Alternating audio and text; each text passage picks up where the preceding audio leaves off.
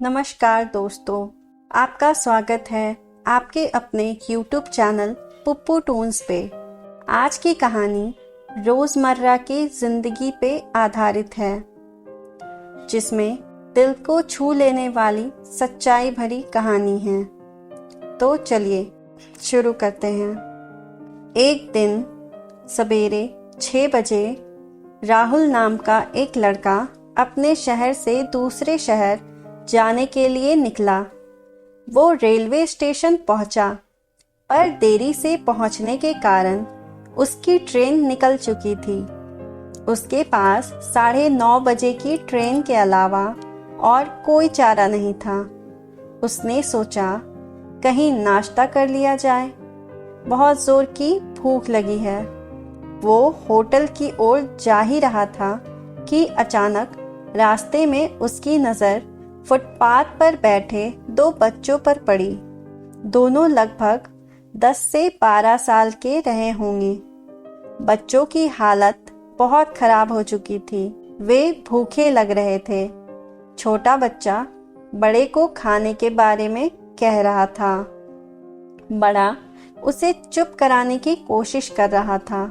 राहुल अचानक रुक गया और दौड़ती भागती जिंदगी में यह ठहर सा गया।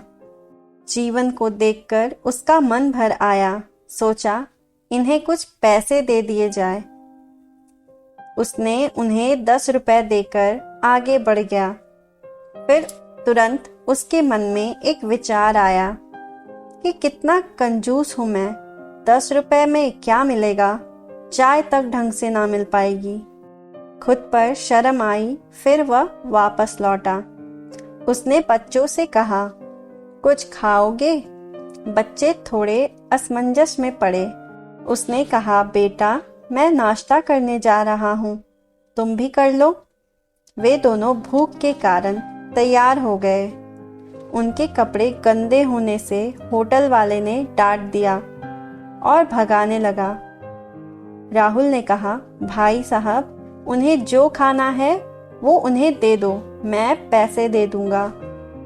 होटल वाले ने आश्चर्य से राहुल की ओर देखा। उसकी आंखों में उसके बर्ताव के लिए शर्म साफ दिखाई दे रही थी। बच्चों ने नाश्ता, मिठाई और लस्सी मांगी। सेल्फ सर्विस के कारण राहुल ने नाश्ता बच्चों को लेकर दिया। बच्चे जब खाने लगे, उनके चेहरे की खुशी कुछ निराली ही थी। राहुल ने बच्चे को कहा, बेटा अब जो मैंने तुम्हें पैसे दिए हैं उसमें 1 रुपए का शैम्पू लेकर हैंडपंप के पास नहा लेना और फिर दोपहर शाम का खाना पास के मंदिर में चलने वाले लंगर में खा लेना। और मैं नाश्ते के पैसे दे रहा हूँ।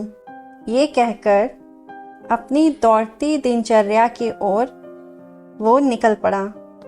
वहां आसपास के लोग बड़े सम्मान के साथ देख रहे थे। होटल वाले के शब्द आदर में परिवर्तित हो चुके थे। राहुल स्टेशन की ओर निकला। थोड़ा मन भारी लग रहा था। मन थोड़ा उनके बारे में सोचकर दुखी हो रहा था। रास्ते में मंदिर आया। उसने मंदिर की ओर देखा और कहा, हे भगवान आप कहाँ हो? इन बच्चों की ये हालत, ये भूख, आप कैसे चुप बैठ सकते हैं? दूसरे ही क्षण राहुल के मन में विचार आया, पुत्र अभी तक जो उन्हें नाश्ता दे रहा था वो कौन था?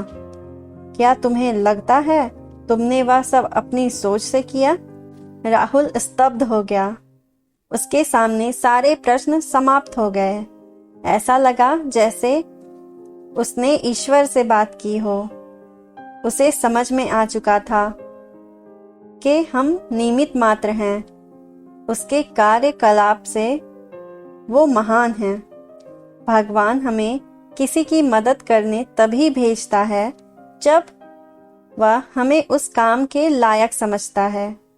किसी मदद को मना करना वैसा ही है जैसे भगवान के काम को मना करना। आपको कोई भूखा या लाचार मिले या आपसे कुछ खाने के लिए मांगे तो आप अपनी सामर्थ्य अनुसार मदद ज़रूर करें, क्योंकि स्वयं भगवान ने आपको इस काम के लिए चुना है। चलिए आज की सुहानी सुबह का शुभारंभ करें कुछ इसी संकल्प के साथ कि भिक्षावृत्ति को हम बढ़ावा ना दें, लेकिन अशक्त, लाचार और भूखे की मदद हम जरूर करें। ईश्वर से प्रार्थना है हमें सद्बुद्धि प्रदान करे और इस लायक बनाए। हम बदलेंगे तो युग बदलेगा, हम सुधरेंगे तो युग सुधरेगा।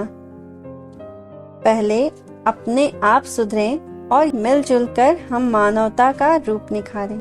इसी के साथ ये कहानी यहीं समाप्त होती है। ये वीडियो अगर आपको पसंद आई तो हमारे इस वीडियो को लाइक, कमेंट और हमारे इस चैनल को सब्सक्राइब करें। इस वीडियो में अंत तक बने रहने के लिए आपका धन्यवाद।